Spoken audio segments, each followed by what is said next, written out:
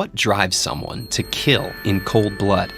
What goes through the murderer's mind? And what kind of a society breeds such people? Over 150 years ago, Fyodor Mikhailovich Dostoyevsky took these questions up in what would become one of the best-known works of Russian literature, Crime and Punishment. First serialized in a literary magazine in 1866, the novel tells the story of Rodion Romanovich Raskolnikov, a young law student in St. Petersburg. Raskolnikov lives in abject poverty, and at the start of the story has run out of funds to continue his studies. Letters from his rural home only add to his distress when he realizes how much his mother and sister have sacrificed for his success. Increasingly desperate after selling the last of his valuables to an elderly pawnbroker, he resolves on a plan to murder and rob her.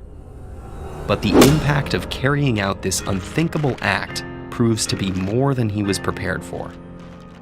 Though the novel is sometimes cited as one of the first psychological thrillers, its scope reaches far beyond Raskolnikov's inner turmoil. From dank taverns to dilapidated apartments and claustrophobic police stations, the underbelly of 19th century St. Petersburg is brought to life by Dostoevsky's searing prose.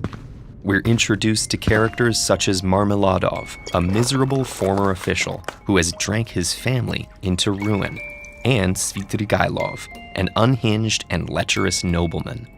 As Raskolnikov's own family arrives in town, their moral innocence stands in stark contrast to the depravity of those around them, even as their fates grow increasingly intertwined.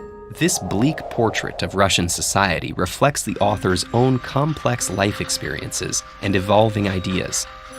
As a young writer who left behind a promising military career, Fyodor had been attracted to ideas of socialism and reform, and joined a circle of intellectuals to discuss radical texts banned by the imperial government. Upon exposure, members of this group, including Dostoevsky, were arrested. Many were sentenced to death, only to be subjected to a mock execution and last-minute pardon from the Tsar.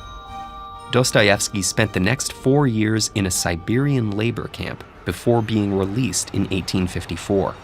The experience left him with a far more pessimistic view of social reform, and his focus shifted towards spiritual concerns.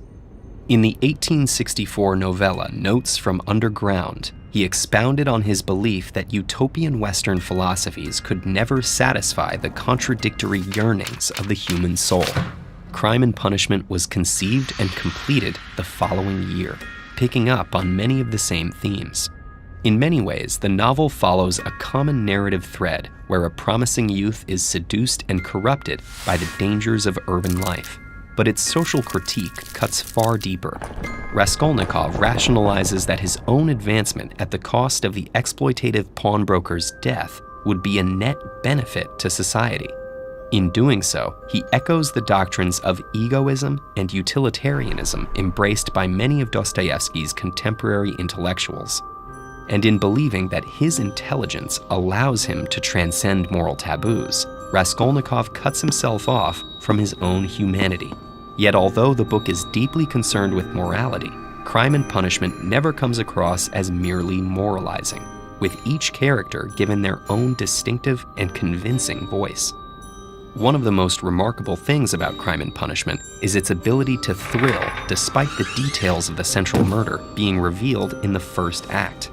Raskolnikov's crime is clear, but it's only through Dostoevsky's gripping account of the ensuing social and psychological turmoil that we learn the true nature of his punishment and the possibility of redemption.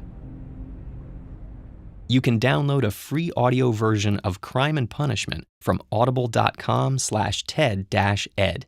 Anthony Heald's gripping narration animates each character with delightful precision. Support TED-Ed's nonprofit mission as you sink deeper and deeper into Dostoevsky's moral quagmire.